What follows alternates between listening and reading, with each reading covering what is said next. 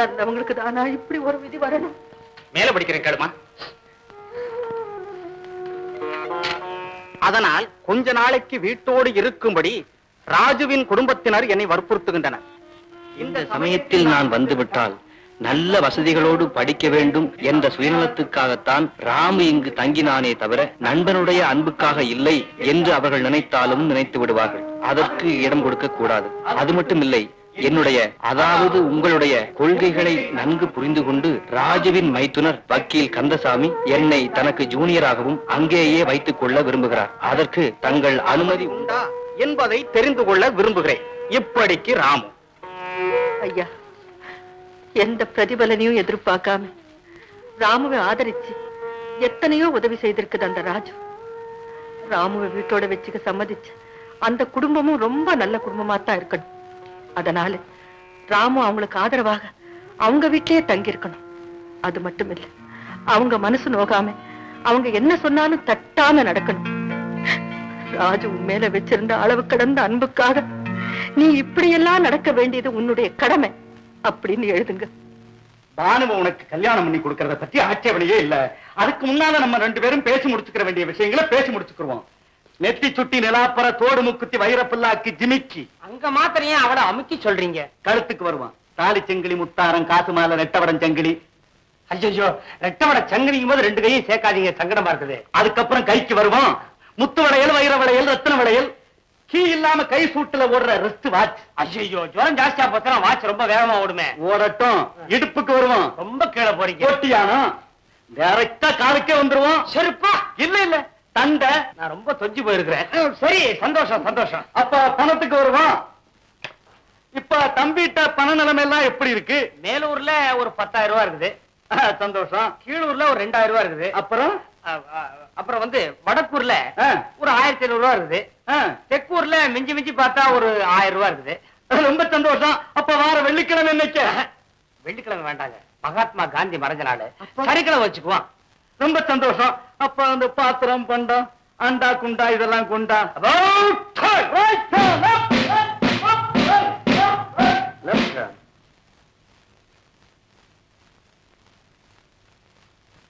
Post.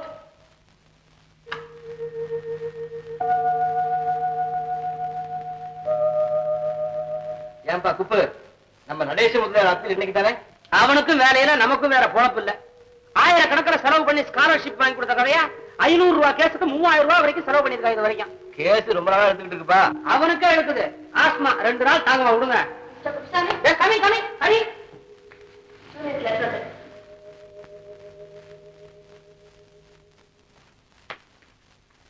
என்ன sir இது? உங்க பேருக்கு வந்த காயத்தை நேரா கொடுக்காம எம் மூலமா கொடுத்து அனுப்புறாங்க. என்ன விஷயம்? உங்களோட அவங்க கா விட்டாங்களா? முன்ன மாதிரி 2 பேரும் பேசிக்கிறது இல்லையா? பேசலாமா குப்பு? தப்பு இல்ல. ராஜுவோட மரணத்துக்கு அப்புறம் நான் இந்த வீட்டுல இருக்கிறதே. சாரி சார், வேதனையான விஷயத்தை சொல்லி நினைவு கொடுத்தேன். I am very sorry sir.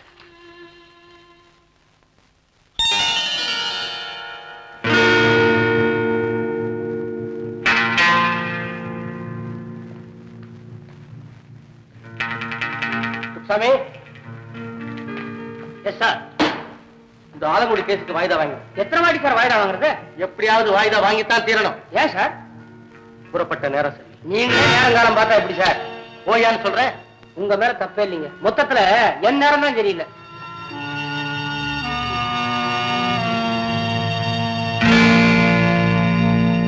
அம்மா அம்மா, அத்தை அழுறா. ஏம்மா? தெரியல, ரொம்ப அழுறா. போய் பாரு.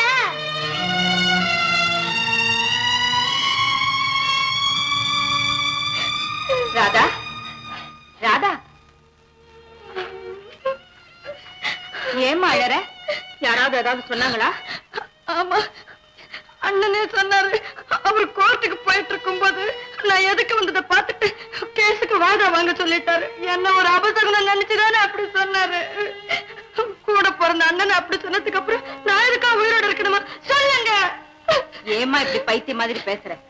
எதையோ நினைச்சு எதையோ செய்யறவராச்சே உங்க அண்ணன். உன்னை பார்த்துதான் வாய்தா வாங்க சொன்னாருன்னு நீ ஏன் நினைக்கணும்? நல்லா இருக்கேன். உங்க புருஷனை பத்தி உங்களுக்கு தெரிஞ்சா எங்க அண்ணனை பத்தி எனக்கு தெரியும். நீங்க ஒண்ணு சொல்ல வேண்டாம். நல்ல பொண்ணுமா நீ. கண்ணை தொடச்சுக்கோ. இனிமே உன்னை யாரும் எதுவும் சொல்லாத மாதிரி நான் பாத்துக்கிறேன். போதுமா? போ.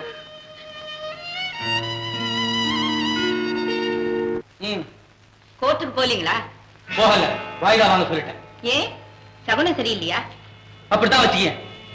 பூனை குறுக்க வந்துச்சா? பூனை வரல, ராதா குறுக்க வந்தா. இத சொல்ல உங்களுக்கு வெக்கமா இல்ல? ஒண்ணுமே தெரியாது. அவளை போல அதிர்ஷ்டம் கட்டவ யாருமே இல்லை. ராதா அதிர்ஷ்டசாலின்னு நான் சொல்றேன். நீ சும்மா இரு, எல்லாம் எனக்கு தெரியும். உங்களுக்கு என்ன தெரியும்? ராதாவை கல்யாணம் பண்ணதுக்கு அப்புறம் ராஜுவுக்கு இந்த விபத்து நேர்ந்திருந்தா ராதாவோட வாழ்க்கை என்ன ஆயிருக்கும்? அத நீங்க யோசிச்சு பாத்தீங்களா? எது எது எது? விரும்பியவனை இழந்துட்டா அந்த துயரத்தை நாளடைவுல மறந்துடலாம். ஆனா விதவ கோலத்துல ஏற்படுற வேதனையை வாழ்க்கை பூரா அனுபவிச்சு தீரணுமே. ஓஹோ, நீ அத சொல்றியா? பின்ன என்னங்க, சந்திரனுக்கு போய் கல்ல எடுத்துட்டு வர்ற இந்த காலத்துல சகுனம் பாக்குறீங்களே, அதுவும் உங்க கூட பிறந்த தங்கச்சி எதுக்க வந்துட்டான்னு கோர்ட்டுக்கு போகாம திரும்பி வந்துட்டீங்க. பாவம், அதை தெரிஞ்சுக்கிட்டு அந்த இளம் மனசு எவ்வளவு புண்பட்டுச்சு தெரியுமா? கரெக்ட் கல்யாணி. ராதா மனசு எவ்வளவு வேதனைப்பட்டிருக்கும்னு இப்பதான் எனக்கு புரியுது. அப்ப என்னவோ நான் ஆத்திரத்துல அவசரப்பட்டுட்டேன். I am sorry, I am really very sorry. Hello. என்ன குப்சாமி, வாய்தா வாங்க வேண்டாமா? ஏன் கோர்ட்டுக்கு போகாமலேயே சமரசம் பண்ணிக்கலாம்னு சொல்லிட்டாங்களா? ஆஹா, அடடே, அது நமக்கு சாதகமாகவா? ஆஹா, வெரி குட் வெரி குட், ரொம்ப சந்தோஷம்ப்பா. அப்ப நீ ஒண்ணு செய்ய, அந்த எதிர்கட்சி வக்கீல் அந்த பேர் என்ன, தட்ஸ் ஆல் ரைட், அவர்கிட்ட போய் நான் ரொம்ப தேங்க்ஸ் சொன்னேன்னு சொல்லிடு. ரொம்ப நன்றி சொல்லிடு. சரி சரி சரி. கல்யாணி, நான் ஒரு வழக்குக்கு வாய்தா வாங்கணும்னு சொன்னேன்ல, அந்த கேஸை நான் கோர்ட்டுக்கு போகாமலேயே ஜெயிச்சேன். பாத்தீங்களா, உங்க தங்கச்சி எதுக்க வந்ததுனாலதான் இந்த கேஸ்ல நீங்க வெற்றி அடைஞ்சீங்க. என்ன ஆச்சு உங்க சகுனம்? அது அது எது எது எது? அது நானே அப்படி நினைக்கலையே. சில பேர் சொன்னாங்க உன் தங்கச்சிக்கு ராசி இல்ல, அதனாலதான் உன் மாப்பிள்ள ராஜு இறந்து போயிட்டாரு அப்படின்ட்டு. நானும் ஏதோ ஒரு குழப்பத்துல நம்பிட்டேன். அந்த சில பேர்கிட்ட நானா இருந்தா என்ன தெரியுமா சொல்லிருப்பேன்? என்ன சொல்லிருப்பேன்? அட முட்டாள்களா, மொட்டை தலைக்கு முழங்காலுக்கு முடிச்சு போடுறீங்களே, நடந்ததை மறந்துட்டு நடக்க வேண்டியதுக்கு ஒரு நல்ல யோசனையா சொல்லுங்கன்னு சொல்லிருப்பேன் தெரியுமா? Correct Kalyani, your point is correct. வழக்குக்கு ஜூனியருடைய உதவி தேவை, வாழ்க்கைக்கு மனைவியினுடைய உதவி தேவை. ஐஸ் வைக்கிறீங்களா? இல்லன்னு இல்ல, விளையாடாதீங்க. இத பாருங்க, நம்ம ராதாவை இப்படியே வச்சிட்டு இருக்கிறது சரியில்லை. சீக்கிரமா அவளுக்கு ஒரு கல்யாணத்தை பண்ணாதான் அவளுக்கும் ஆறுதல், நமக்கு நிம்மதி. நீ கவலைப்படாத கல்யாணி, இந்த ஊர்ல வேண்டாம். நான் இப்ப வெளியூர் போறேன் பாரு, அங்க எனக்கு தெரிஞ்ச பெரிய மனுஷங்க எவ்வளவு பேர் இருக்காங்க, அவங்க மூலமா ஒரு அருமையான மாப்பிள்ளை பார்த்து வந்துடுறேன். சரிதானே? அப்ப நீங்க ஊர்ல இருந்து வந்த உடனே ராதா கல்யாணம். இன்னும் பல வீடியோக்களை காண சன் லைஃப் சேனலை சப்ஸ்கிரைப் பண்ணுங்க.